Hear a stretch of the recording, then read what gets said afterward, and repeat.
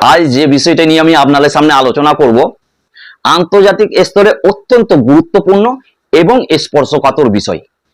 সারা পৃথিবীতে বর্তমানে যত সমস্যা আছে আমার মনে হয় প্যালেস্তাইন এবং ইসরায়েল সমস্যা হচ্ছে তাদের মধ্যে প্রধান এবং অন্যতম সমস্যা।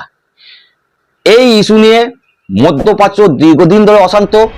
বর্তমানে ইরান, ইসরায়েল, লেবানন সহ একাধিক দেশ এই ইস্যু নিয়ে যুদ্ধে জড়িয়ে পড়েছে।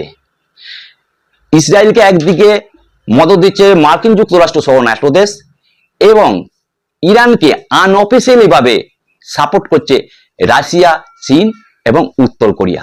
সুতরাং পৃথিবীতে মহাশক্তির দেশগুলির মধ্যে একটি বলয় সৃষ্টি হয়েছে এবং এই বিষয় নিয়ে যে কোনো মুহূর্তে থার্ড ওয়ার্ল্ড ওয়ার লেগে যাওয়ার সম্ভাবনাকেও উড়িয়ে দেওয়া যায় না।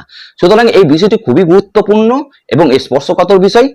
আপনাদের নিকট আমি অনুরোধ করব, যেহেতু বিষয়টি জটিল এবং স্পর্শকাতর, আপনারা অত্যন্ত মনোসংযোগ সহকারে পুরো ভিডিওটি দেখবেন, তাহা নাহলে বুঝতে পারবেন না। মূল বিষয়ে যাওয়ার আগে আমি আপনাদের সাথে আব্দুল হামিদ। দেখুন, 1948 সালের আগে পৃথিবীর মানচিত্রে ইসরায়েল বলে কোনো দেশ ছিল না। ইহুদিরা যাযাবরের মতো পৃথিবীর বিভিন্ন প্রান্তে বসবাস করত, বিশেষ করে তারা ইউরোপেই বেশি বসবাস করত এবং এই জীবনযাত্রাটাকে তারা মেনেও নিয়েছিল। কিন্তু সমস্যা হলো, দ্বিতীয় বিশ্বযুদ্ধ শুরু হওয়ার সঙ্গে সঙ্গে হিটলার একে একে ইহুদিদের হত্যা করতে থাকে এবং হিটলারের কেন ইহুদিদের প্রতি এত বিদ্বেষ ছিল সেটি নিয়ে একটি আলাদা ভিডিও বানানো যাবে। কিন্তু হিটলার ইহুদিদের এভাবে হত্যা করছিল যে একসাথে গ্যাস চেম্বারে 60 লক্ষ ইহুদিকে হত্যা করেছিল। তো হিটলার যখন এই হত্যাযজ্ঞ চালাচ্ছিল সেই সময় ভয়ে ইহুদিরা ইউরোপের বিভিন্ন প্রান্ত থেকে প্যালেস্তাইনে এসে ধীরে ধীরে আশ্রয় গ্রহণ করতে থাকে। প্যালেস্তাইনের মানুষ তাদের স্বাগত জানিয়েছিল, যেহেতু তারা ছিল বিপদাগ্রস্ত এবং রিফিউজি, সেই তাদের স্বাগত জানিয়েছিল। কিন্তু আপনারা এখানে জেনে রাখুন, দ্বিতীয় বিশ্বযুদ্ধ শুরু হওয়ার আগে প্যালেস্তাইনে ইহুদি ছিল 3%, সেটা বিশ্বযুদ্ধের পর ধীরে ধীরে সেটা হয়ে গেল 30%। এবং ইহুদিরা প্যালেস্তাইনে এত বেশি পরিমাণ আসতে লাগলো যে ধীরে ধীরে তারা এই প্যালেস্তাইনে একটি নিজস্ব দেশ দাবি করে বসলো এবং এ নিয়ে ঝামেলা হলো। শেষমেশ 1947 সালে রাষ্ট্রসংঘ একটি রায় দেয়। সেই রায়টি বলা হয়েছিল যে 56% প্যালেস্তাইনের অংশ নিয়ে ইসরায়েল দেশ গঠন হবে এবং 44% প্যালেস্তাইনে থাকবে এবং জেরুজালেম, যে অংশটি ইহুদি, খ্রিস্টান এবং মুসলমানদের নিকট সকলেই পবিত্র মনে করে, সেটি ইন্টারন্যাশনাল কন্ট্রোলের আন্ডারে থাকবে। এটি রাষ্ট্রসংঘ এই বিষয়টি রায় দিয়েছিল। কিন্তু প্যালেস্তাইন সহ আরো গোটা দেশ তারা এই রায়কে মেনে নেয়নি। বলে আমাদের নিজের দেশ প্যালেস্তাইন, আমরাই পাবো 44% এবং প্যালেস্তাইনি পাবে 56%। সুতরাং তারা এই রায়টিকে মেনে নেয়নি।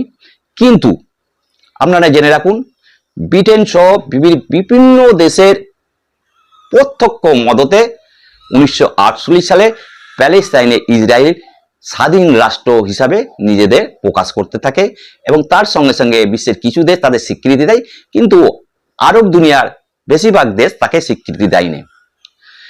কিন্তু এই ইসরায়েল দেশ স্বাধীন হওয়ার সঙ্গে সঙ্গে আরবদের সঙ্গে একটা ঝামেলা শুরু হয়। 1948 সালে আরবদের সাথে ইসরায়েলের একটি যুদ্ধ হয়। সেই যুদ্ধে আরবরা পরাজিত হন। পরাজিত হওয়ার সঙ্গে সঙ্গে ইসরায়েল যে অংশ নিয়ে প্যালেস্তাইনে দখল করে বসেছিল তার থেকে আরো কিছুটা বেশি অংশ তারা দখল করে বসে। আপনাদের উদাহরণ দেওয়ার জন্য এবং বোঝার জন্য আমি মোটামুটি আপনাদের একটু বোর্ডে লিখে বোঝাচ্ছি। ধরুন, এটা হচ্ছে প্যালেস্তাইন। তো প্রথমে প্যালেস্তাইন ইসরায়েলরা মোটামুটি এরকম একটা পজিশন দখল করেছিল।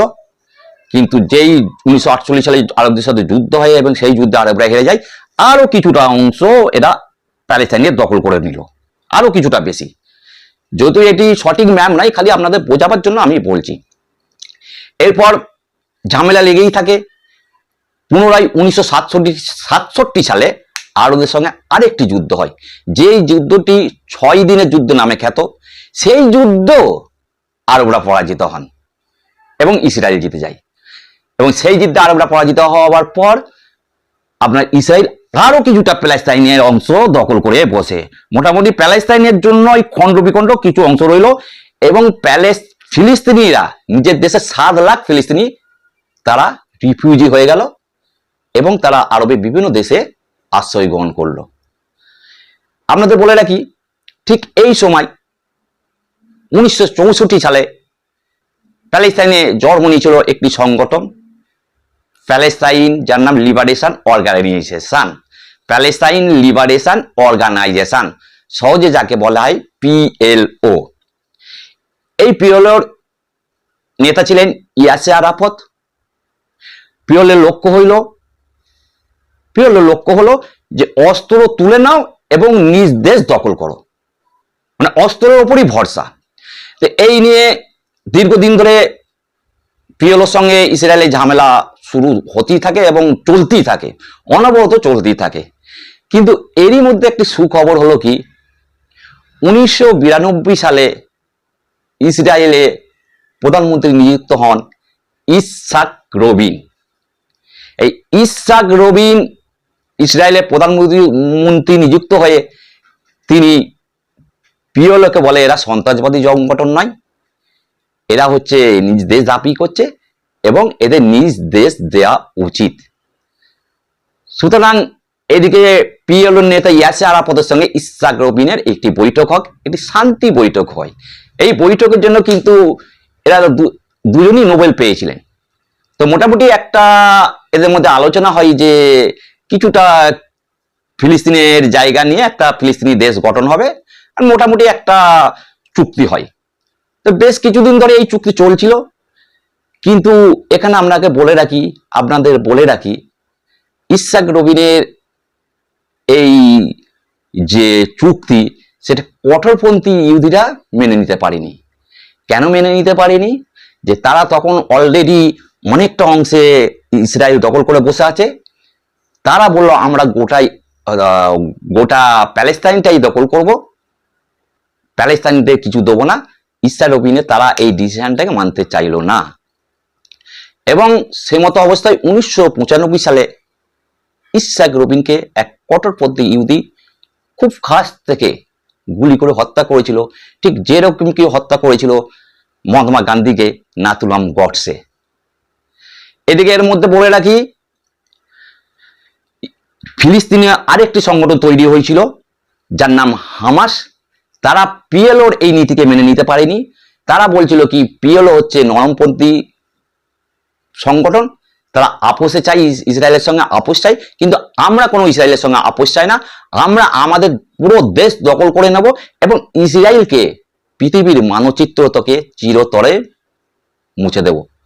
এই হামাস সংগঠনটি মূলত গাজায় বসবাস করে এবং বর্তমানে আপনারা জানেন ইসরায়েলের সঙ্গে এই হামাসের ঝামেলা লেগেই আছে এবং এ নিয়ে কম বেশি শিশু, নারী সহ প্রায় 46,000 ফিলিস্তিনি মারা গেছেন এবং ইসরায়েলের সেনা সহ সাধারণ নাগরিক 1,500 মারা গেছেন। সুতরাং এটি একটি খুব গুরুত্বপূর্ণ ইস্যু। টোটাল যে বিষয়টি আমি বললাম, একটি ছোট্ট উদাহরণ দিয়ে আমি শেষ করব। প্যালেস্তাইনে আমি ইসরায়েল বিষয়টি টোটাল যে ইস্যুটি বললাম, ধরুন আমার কোনো বন্ধু বান্ধব বিপদে পড়ে আমার বাড়িতে আশ্রয় চাইলো, আমি তাকে বিপদের দিনে আশ্রয় দিলাম।